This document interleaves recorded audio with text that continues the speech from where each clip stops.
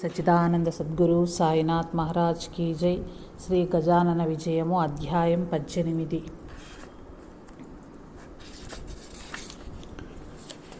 శ్రీ గజానన్ మహారాజ్ పండరిపురిలో భావు కాలేకు శ్రీ విఠల్ రూపంలో దర్శనమిచ్చెను. శ్రీ గణేశాయ నమః.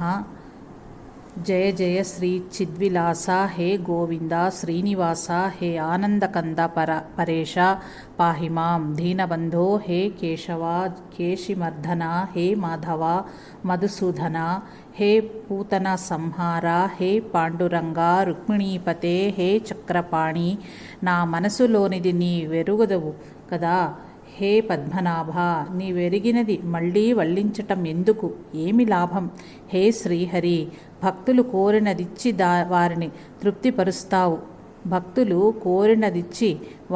తృప్తిపరుస్తావు. ఇలాంటి స్తుతి పురాణాల్లో అనేక చోట్ల ఎన్నో మార్లో వస్తుంది.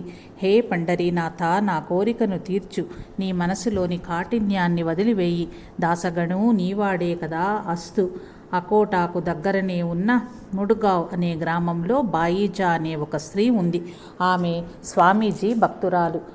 హళిదీ మాలి వంశంలో ఆమె జన్మించింది. ఆమె తండ్రి శివరాం, తల్లి భులాబాయి. బాయిజా వివాహం చిన్నతనంలోనే అయింది. విధాత పాల భాగాన వ్రాసినట్లే మానవుడు తన జీవితాన్ని గడపవలసి వస్తుంది. బాయిజా తరుణ వయస్కురాలైంది కాబట్టి గర్భధాన కార్యక్రమానికై తండ్రి ఆమెను అత్తవారింటికి తీసుకుని వెళ్ళాడు. కానీ జామాత నపుంసకుడని తెలిసింది. అందువలన తల్లిదండ్రులు ఎంతో దుఃఖితులయ్యారు. బాయిజా దుస్థితి గుర్తుకు రాగానే ఆమె తల్లి ఎంతో ఏడ్చింది. ఆమె పతి కారణంగా బాయిజా బ్రతుకు వ్యర్థమైపోతుందని దుఃఖించింది ఆ తల్లి. భులాబాయి పతి శివరాంతో, ఇంకా ఇక్కడ బాయిజాని ఉంచటం మంచిది కాదు, దీనికి పునర్వివాహం మరో చోట చేద్దాం అంది. దాని మీదట శివరాం, ఇప్పుడే కంగారు పడటం మంచిది కాదు, ఒక్కొక్కరికి పురుషత్వం రావటం కొంచెం ఆలస్యం అవుతుంది, కాబట్టి కొద్ది రోజులు వేచి చూద్దాం. బాయిజాని కొన్నాళ్లు అత్తింట్లోనే ఉంచుదాం. నపుంసకత్వం ఏ కారణాన్నైనా వస్తే మందుల వల్ల దాన్ని దూరం చెయ్యవచ్చు. కొన్నాళ్లు చూద్దాం అన్నాడు. ఇలా ఇద్దరూ ఆలోచించుకుని బాయిజాని అత్తింటిలో విడిచిపెట్టి ముడ్గాం వెళ్ళిపోయారు. అప్పటికి బాయిజా 15-16 సంవత్సరాల వయస్సు కలది. ఆమె రంగు నలుపే. తారుణ్యం వలన ఆమె శరీరం అందంగానే ఉంది. కనుముక్కు తీరు చక్కనిది. శరీరం నాచుకుగా సన్నగా పొడవుగా ఉండి చూచిన వాణ్ణి ఎవరైనా ఆమె మోహింపచేసేదిగా ఉండేది. ఆమెను చూడగానే ఆమె పెద్ద బావగారికి ఆమెను పొందాలన్న కోరిక కలిగింది. తన కోరిక తీర్చుకునేందుకు ఆ దృష్టితో అనేక ప్రయత్నాలు చేశాడు. అతడు ఆమెతో, నీ భర్త కారణంగా వ్యథ చెందకు, నేనే నీ పతి స్థానములో ఉన్నాను, బ్రతికి ఉన్నంతకాలం నిన్ను చక్కగా చూచుకుంటాను, విషన్నవదనవు కాకు, సంతోషంగా జీవించటానికి ప్రయత్నించు, నేటి నుంచి నన్నే నీ భర్తగా చూచుకో అని ప్రలోభవాక్యాలు పలుకుతూ, ఏవో సంజ్ఞలు చేస్తూ, ఏవో వస్తువులు ఇచ్చే మిషతో ఆమెను తన వలలో వేసుకోవటానికి ప్రయత్నిస్తూ ఉండేవాడు. కానీ బాయిజా మంచి వంశం సంస్కారం ఉన్న కుటుంబం నుంచి వచ్చిన పిల్ల కాబట్టి అతని ఆటలు సాగలేదు. బావగారి ఈ దుష్ప్రవర్తన చూచి భగవంతుణ్ణి ప్రార్థించేది. హే నారాయణ, నన్నెందుకు ఇలాంటి ఆపదలో పడేశావు? హే భగవాన్, చిన్నప్పటి నుంచి నీ చరణాల్ని నమ్ముకున్నానే, దానికి ఇదేనా ప్రతిఫలము? నాకు తోడు దొరికాడు, అతడు నపుంసకుడు. ఈ విషయాన్ని తెలుసుకున్న నేను నాకు శారీరక సుఖం అనుభవించే అదృష్టం లేదని నిశ్చయించుకుని నా మనసును ఎంతో నిగ్రహించుకోవటానికి ప్రయత్నిస్తున్నాను. జరిగిందేదో నా ప్రారబ్ధాన్ని అనుసరించి జరిగింది. అయితే ఓ శేషశాయి, పరపురుషుని నా మనస్సులోకి రానివ్వద్దని, నీ ఎడనే నా చిత్తం లగ్నమై ఉండాలని నిన్ను ప్రార్థిస్తున్నాను అని ప్రార్థిస్తూ ఉండేది. ఒకరోజు రాత్రి పెద్ద బావగారు బాయిజా దగ్గరకు వచ్చి తన మనసులోని చెడ్డ మాట చెప్పాడు. బావగారి మాటల్ని విని బాయిజా అతన్ని తిరస్కరిస్తూ, ఇలాంటి మాటలు అనటానికి మీకు సిగ్గు లేదు, సిగ్గు బిడియం వదిలేశారా? పెద్ద బావగారు తండ్రితో సమానం బాంధవ్యంలో, కాబట్టి ఈ చెడు ఆలోచనని కట్టిపెట్టి కామాంధులవ్వకండి అన్న అతడు వింటేనా? విషయ వాసన అతన్ని కామాంధుని చేసింది. మరి విషయలోలుడైన వాడు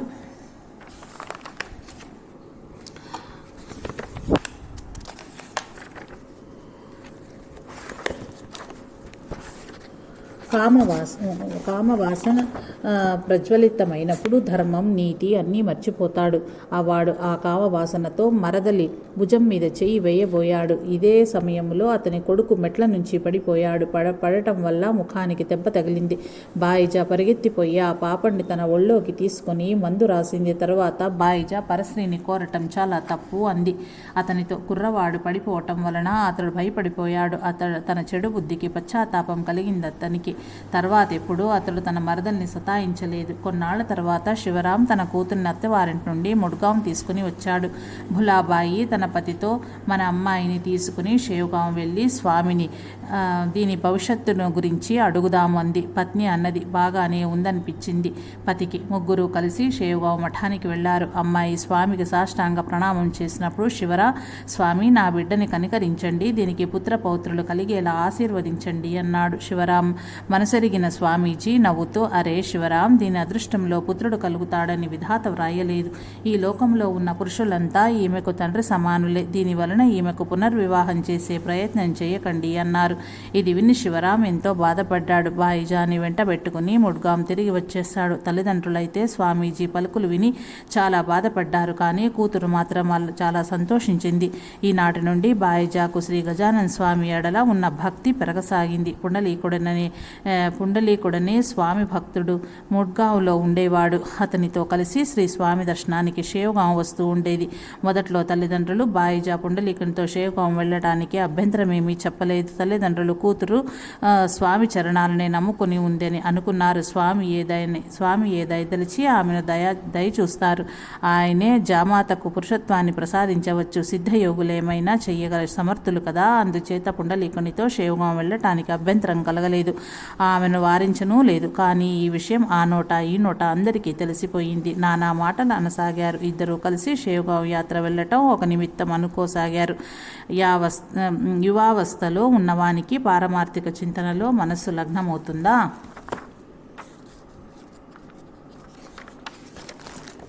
మనసు లగ్నమవుతుందా అని బాయాజీ తరుణావస్థలో ఉంది. అటు పుండలీకుడు యువకుడేమడి. కాబట్టి ఈ కారణాలే వారి విషయవాంఛలకు దారి తీయవచ్చు. వారిద్దరూ ప్రేమించుకున్నారో ఏమో. అందువల్ల విషయభోగాల ఆనందం అనుభవించటానికి షేవ్గాం యాత్రను ఒక మిషగా పెట్టుకున్నారో ఏమో. పుండలీకుడు మావి జాతివాడే ఉండినట్లయితే తరుణావస్థలో ఉన్న ఇద్దరి మనసులు కలిసినా పర్వాలేకపోయేది. కానీ పుండలీకుడు మరాఠా జాతివారు, బాయాజా మాలి జాతిది అవటం వలన వారిద్దరిని వేరు చేస్తేనే మంచిది. లేకుంటే పాపాచరణ జరుగుతుందేమోనని జనం అనుకుంటూ ఉండేవారు. పైకి అనేవారు కూడా. లోకులు ఏమనుకున్నా వారిద్దరిలోనున్న పవిత్ర భావనల వల్ల వాళ్ళ మనస్సుల్లో కొంచెం కూడా కామ వికారం కలగలేదు. కానీ ఈ పవిత్ర భావాన్ని వారి తల్లిదండ్రులు లోకులు సమ్మతిస్తే కదా. భులాబాయి క్రోధంతో, అరే పాపిష్టిదానా, నువ్వు పుండలీకుని ఇంటికి మాటిమాటికి ఎందుకు వెళ్తున్నావో అర్థం కాకుండా ఉంది. ఇలాంటి నీ యువావస్థలో యవ్వనంలో నీ బొంద పరమార్థమా ఇంకేమన్నానా? చెరకు పొలాల్లోకి చొరబడిన నక్కలు చెరుకు రుచి చూడకుండా వట్టిగా వస్తాయా? ఈ పచ్చని చొప్ప చూచి ఈ ఎడ్లు తినకుండా వదిలివేస్తాయా? ముందుకు నడుస్తాయా? ఓసి నల్లముఖం దానా, నీ చాకచక్యంతో మా ముఖాన్న పెడనీళ్లు కొట్టించకే అని నానా దుర్భాషలాడి కూతుర్ని, ఓ నాథ దీన్నిలా ఉండనీయకండి, ఇంకో మావి జాతి వాడిని చూచి దీనికి కట్టబెట్టండి. ఇది ఆ పుండలీకుని ఇంటికి మాటిమాటికి పోతూ ఉంది, వాడితో మాట్లాడుతూ ఉంటుంది. ఇందులో ఏదో రహస్యం ఉన్నట్లుగానే తోస్తోంది. ఇప్పుడే షేవ్గాం వెళ్ళి దీని పనులన్నీ స్వామికి చెప్పండి. సిద్ధయోగులన్నీ తెలిసిన వారే కదా. వారు భక్తుల పవిత్ర ఆచరణనే కాంక్షిస్తారు. గంధం నుంచి చెడు వాసన ఎప్పుడు రాదు మరి అని పతితో అన్నది. చివరికి భులాబాయి, శివరాం, బాయిజాబాయి, పుండలీకర్ బోకోరా వీరు నలుగురు శ్రీ స్వామి గజాన్ల దర్శనార్థం షేవ్గాం వచ్చారు. పుండలీకుణ్ణి చూడగానే స్వామి, అరే పుండలీక, క్రిందటి జన్మలో ఈ బాయిజా నీ సోదరి. లోకులు ఎలాంటి మాటలన్నా సరే నీ చెల్లెలకి కష్టం కలిగించవద్దు, దూరం చేయవద్దు. ఈమెని ఇద్దరూ కలిసి ఆ సచ్చిదానందుడైన హరికి భక్తి ప్రవర్తలు చేయండి అని తరువాత భులాబాయితో, నీ కూతురు పైన నీకే నమ్మకం లేదా? ఆమె పైన లేనిపోని దోషాలు ఆరోపించకు.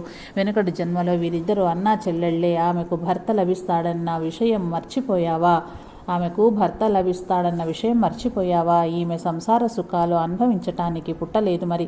పండరీపురములోని జనాబాయిలాగానే ఈమె ఆజన్మ బ్రహ్మచారిణిగానే ఉండిపోతుంది. జనాబాయి నామదేవుల శిష్యురాలు.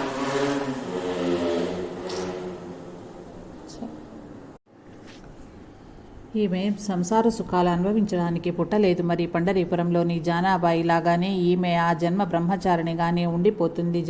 జనాబాయి నామదేవుల శిష్యురాలు. నీ కూతురు నన్ను శరణన్నది కాబట్టి ఈమెకి ఏ విధమైన కష్ట నష్టాలు కలగవు అన్నారు స్వామి. స్వామి ఈ అమృత వాక్కులు విని బులాబాయి శివరాంలు గద్గదులయ్యారు.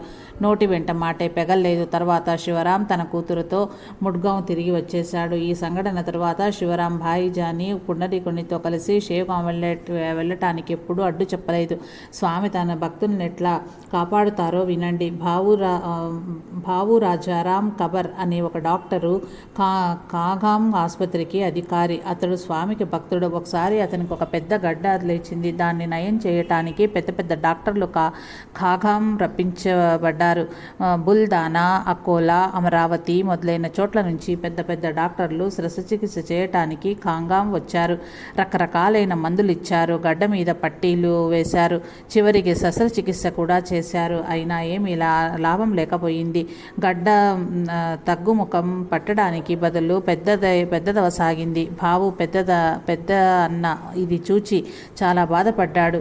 భావు భరించరాని వేదనతో మంచం మీద మూలుగుతున్నాడు. చివరికి స్వామిని శరణనడం తప్ప మరో ఉపాయం లేదని అనుకున్నాడు. సద్గురు శరణమే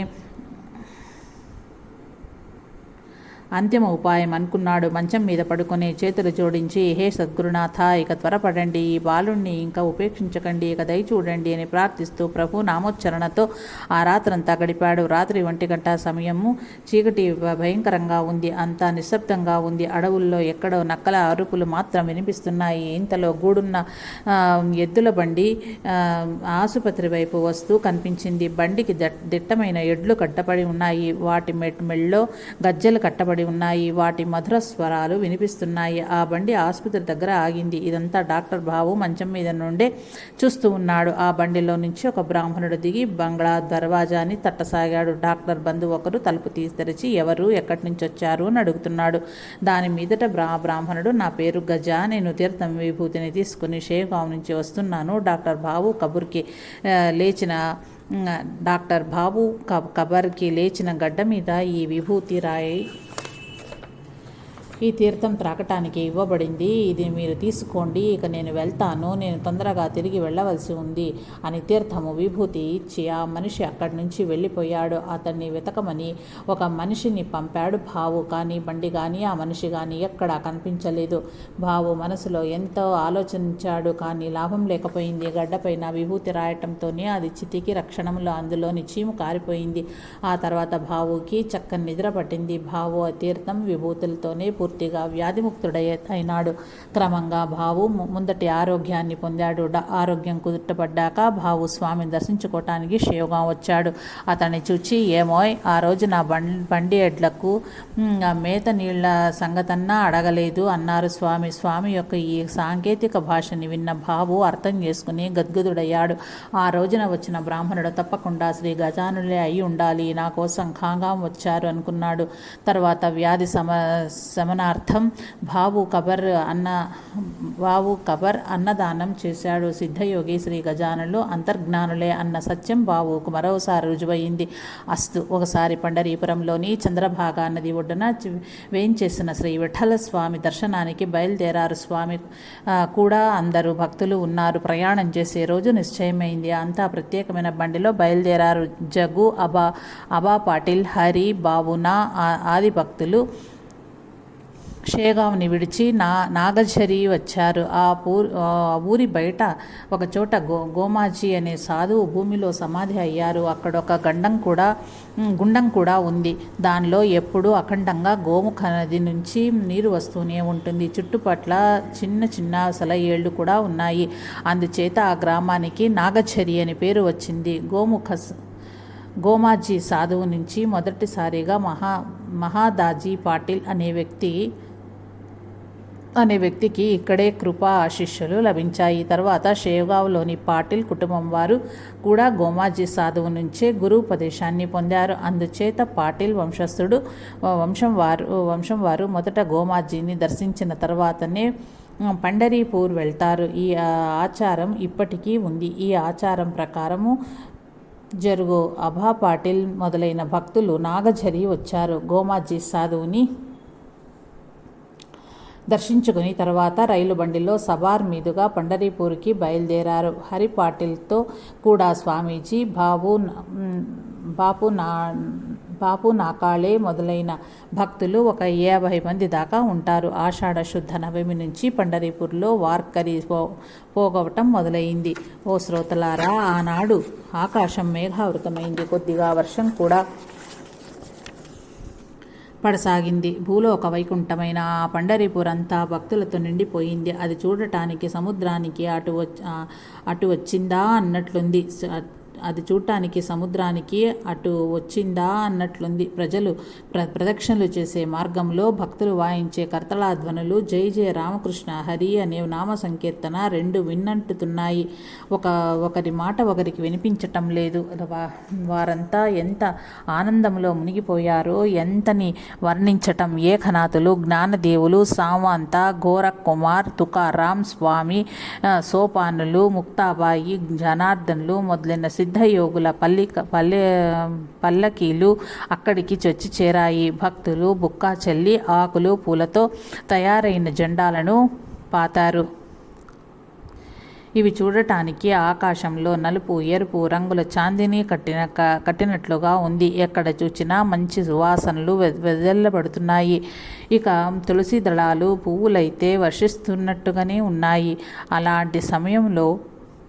ఇలాంటి సమయంలో శ్రీ స్వామీజీ పండరీపూర్ చేరి కుకాజీ పాటిల్ ఇంట విడది చేశారు. ఈ ఇల్లు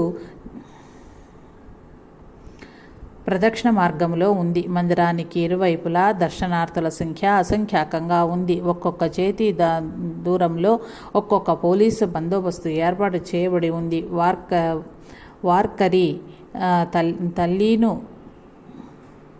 వార్కరీ తల్లీనులై భజనలు గానం చేస్తున్నారు. ఏకాదశి రోజున బాపు నాకాళేని విడిచిపెట్టి హరి పాటిల్ మరికొందరు కలిసి విఠల్ని దర్శనం కోసం వెళ్లారు. బాపు నాకాళే చంద్రభాగ నదిలో స్నానానికి వెళ్లటం వలన వెనుకబడిపోయాడు. అతడు రావటం ఆలస్యమైంది. అందుచేత ఇతర భక్తులు దర్శనం కోసం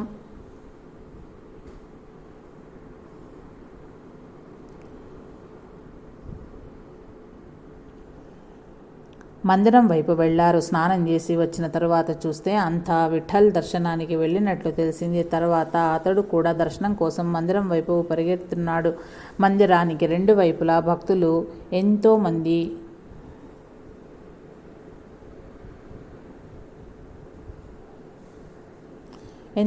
ఉన్నారు. గుంపులుగా ఆ జనసమూహంలో ఒక్క చీమ కూడా దూరే సందు లేకుండా ఉంది. అలాంటప్పుడు బావు నాకు ప్రవేశం ఎలా లభిస్తుంది? పైగా అతడు దరిద్రుడు కూడా. దానితో లంచం ఇచ్చి ఆ మందిరంలోకి ప్రవేశించటం కూడా అతనికి అసంభవమే. వివశుడై అతడు మనస్సులో ప్రార్థించసాగాడు. హే విఠల, ఋషికేశ, నాకు దర్శనం ఇవ్వటానికి ఇంత కఠినుడవైనావేమయ్యా? నీవు భక్త సావతామాలికివి. అరుణగాంలోని వాడింటికి వెళ్ళి దర్శనాన్ని ఇచ్చావే, మరి నేనీ మందిరం దగ్గరకు వచ్చిన దర్శనం ఇయ్యలేదే? అరుణగాం 8 కోసుల దూరంలో ఉంది. మరి నేను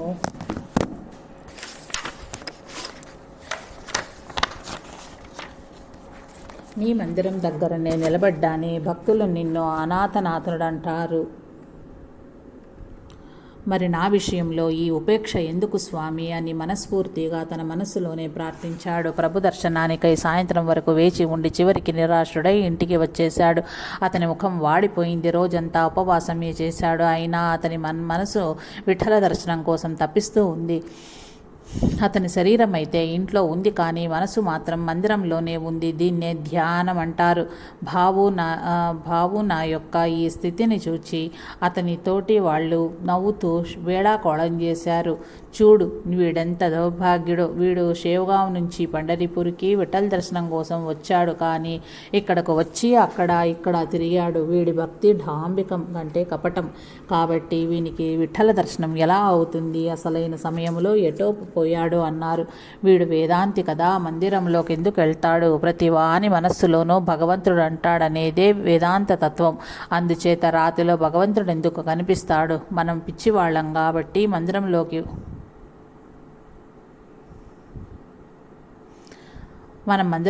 వెళ్ళాం.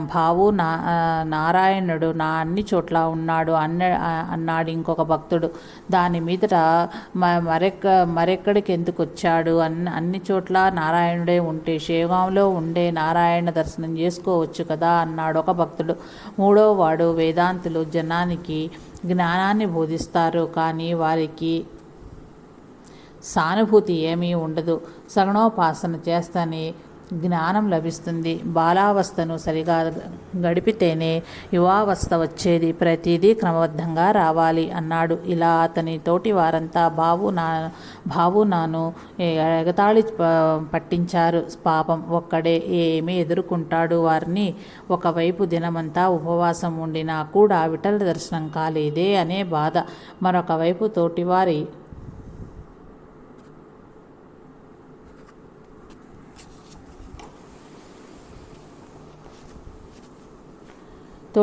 సూటిపోటి మాటలు. ఇలా తల క్రిందకి దించుకుని ఒక మూల కూర్చుండిపోయాడు. అతని స్థితిని, తోటివారి దుష్ట ప్రవర్తనని స్వామి చూస్తూనే ఉన్నారు. సాధువులే దీనుల దుఃఖాన్ని తెలుసుకోగలిగిన వారు. సాధు సత్సంగం లభించిన వానిని భాగ్యవంతుడంటారు, అదృష్టవంతుడంటారు. తర్వాత స్వామీజీ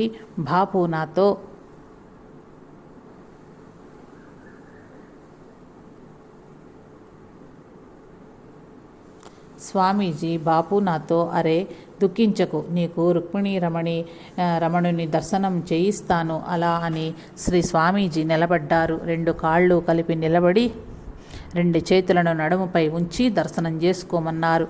భావు నా దర్శనం చేయసాగాడు. సరిగ్గా ఆ విఠల భగవానుని మూర్తే, మెడలో తులసి పువ్వుల మాలలు, మూర్తి నల్లగానే ఉంది. అతడు రెప్ప వేయకుండానే చూడసాగాడు. వెంటనే లేచి చరణాలు సూచించాడు. విఠల్ దర్శనానంతరం తిరిగి స్వామీజీ మూర్తియే.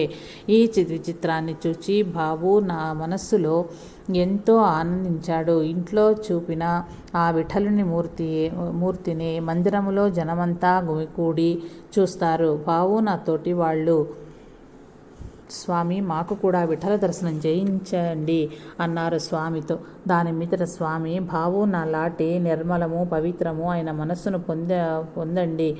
ముందు చిత్తం విశుద్ధమైనప్పుడే భగవంతుని దర్శనం లభిస్తుంది. భగవంతుని దర్శనం బజారులో దొరికే మామూలు వస్తువు అనుకుంటున్నారా? కాబట్టి ముందు మనస్సుని పవిత్రమైనదిగా చేసుకోవటానికి ప్రయత్నించండి అన్నారు. హే శ్రోతలారా, స్వామీజీ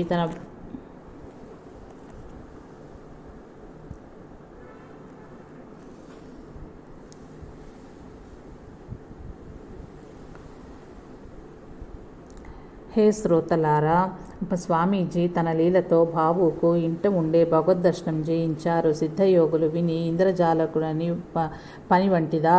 సిద్ధయోగి, భగవంతుడు వీరిద్దరూ అద్వైతులే. బెల్లం దానిలోని తీపిదనం ఈ రెండింటినీ వేరు చేయలేం కదా.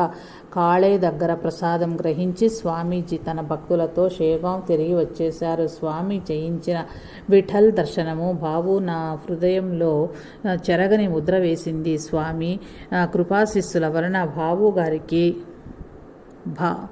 బాపునాకి ఒక మిత్రుడు కలిగాడు. ఒక పుత్రుడు కలిగాడు. అతడు ముందు చతుర పండితుడయ్యాడు. ఎవరో అన్నట్లుగా సిద్ధయోగుల సేవ వ్యర్థం కాదు. మరి విఠల కృపము వలన కలిగిన పుత్రునికి నామదేవుడని పేరు పెట్టారు. వరహాడ్ ప్రాంతంలోని కవరే బహాదూరి అనే పేరు గల వారీకర్ నాథ సాంప్రదాయ భక్తుడు మాలధారి కుకాజీ ఇంటికి అదే సమయంలో పైన చెప్పిన భక్తులతో కూడా వచ్చి ఉన్నాడు. పండరీపూర్లో ఆషాఢ ద్వాదశి నాటికి కలరా అంటువ్యాధి వ్యాపించింది. ఇక చెప్పాల్సింది ఏముంటుంది? డాక్టర్ సలహా మీద పోలీసులు జనాన్ని ఇంటి బయటకి పంపటం మొదలుపెట్టారు. ఇది అంటువ్యాధి అవటం వల్ల పోలీసులు ఈ వారీకర్ భక్తులను ఇంటి నుంచి బయటకి తీసుకొచ్చి బండి మీద తీసుకువెళ్ళి చంద్రభాగా నది అవరి ఒడ్డున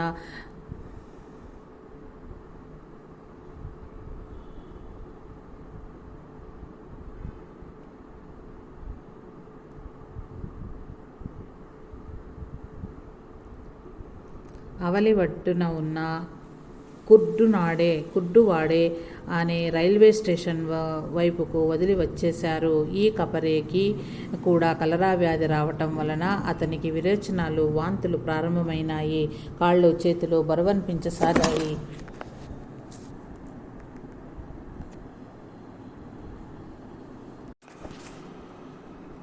ఇది అంటువ్యాధి అవటం వలన పోలీసులు ఈ వారీకర్ భక్తులను ఇంటి నుంచి బయటకు తీసుకొచ్చి బండి మీద తీసుకెళ్లి చంద్రభాగా నది అవలి ఒడ్డున ఉన్న కుర్డువాడే అనే రైల్వే స్టేషన్కు వైపుకు వదిలి వచ్చేశారు. ఈ కపరేకి కూడా కలరా వ్యాధి రావటం వలన అతనికి విరోచనాలు, వాంతులు ప్రారంభమైనాయి. కాళ్ళు చేతులు బరువనిపించసాగాయి. ఇది అంటువ్యాధి కావటం వలన ఎవడూ అతన్ని సేవ చేయటానికే కాక దగ్గరికి కూడా వచ్చేవారు కాదు. భయం వల్ల ఏమైనా గొడవ అవుతుందేమోనని భయపడి పోలీసులకు ఈ సంగతి తెలియనీయలేదు.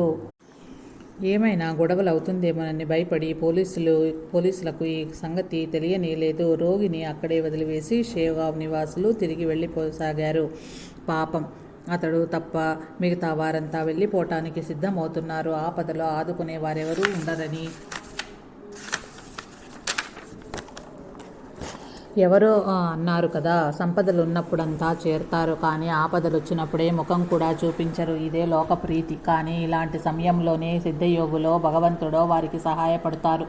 ఇది చూసిన శ్రీ స్వామీజీ ఇతన్ని మనతో కూడా తీసుకుని వెళ్దామన్నారు. ఇది విని ఒకరు, స్వామి, ఇతడు చనిపోయాడేమో, ఇతన్ని కూడా తీసుకుని వెళ్ళినట్లయితే ఆపద కొని తెచ్చుకోవలసి వస్తుంది. మనతో కూడా 50 మంది దాకా ఉన్నారు. ఈ కలరా భయంకరంగా వ్యాపించిపోయింది. మరి అందుచేత మనం వెంటనే చంద్రభాగా నదికి ఆవలి తీరానికి వెళ్ళటమే శ్రేయస్కరం అన్నారు. దాని మీదట స్వామీజీ కోపంగా, నువ్వు మాట్లాడేదేమిటి? మన ఊరి బంధువుని ఇలాంటి చెడు పరిస్థితుల్లో వదిలి వెళ్ళటం న్యాయమా?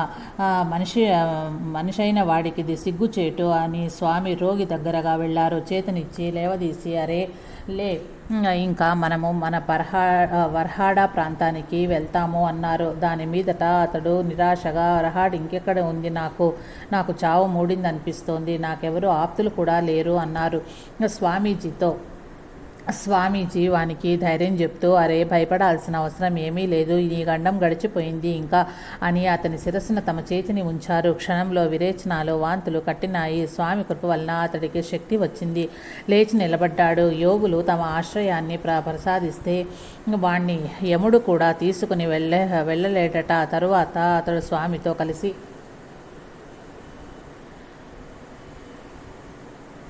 చంద్రభాగా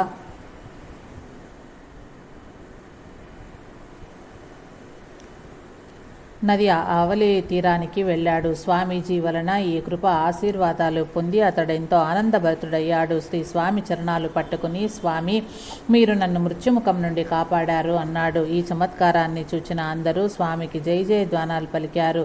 తర్వాత వారంతా కుర్డువాడి స్టేషన్కు నిశ్చింతంగా వచ్చారు.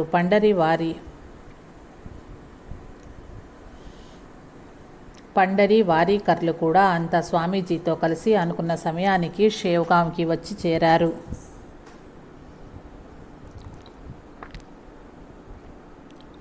నిష్ఠాగరిష్ఠుడైన బ్రాహ్మణుడొకడు స్వామి దర్శనార్థం షేవ్గాం వచ్చాడు. అతడు స్వామిని గురించి ఎంతోమంది చెప్పగా విన్నాడట. అందుచేత ఎంతో దూరం నుంచి ప్రయాణం చేసి వచ్చాడు అక్కడికి.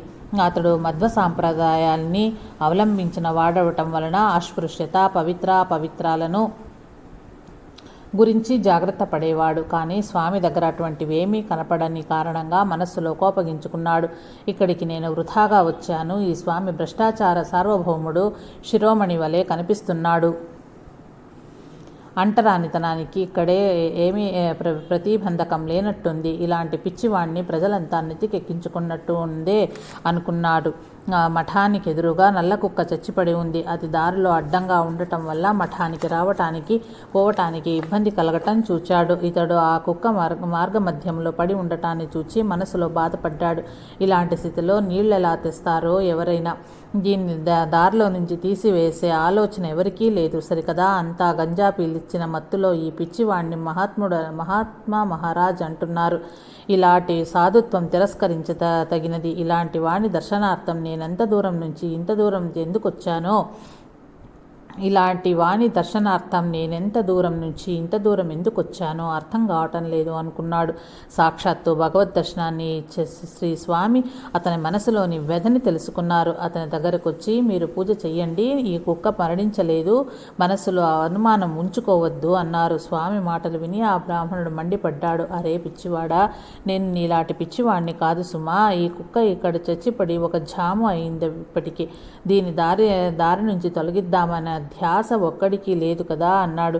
విప్రుని మాట విని స్వామి, మేము భ్రష్టులమే, మరి మీకున్నంత జ్ఞానం మాకెక్కడుంది? అయినా చింతించకండి ఓ విప్రవర్య, నీటి కోసం కలశాన్ని తీసుకుని నా వెనుకనే రండి అని చెప్పి స్వామి కుక్క దగ్గరగా వచ్చి దానిపైన చేత్తో నిమ్రారు. వెంటనే కుక్క లేచి నిలబడింది.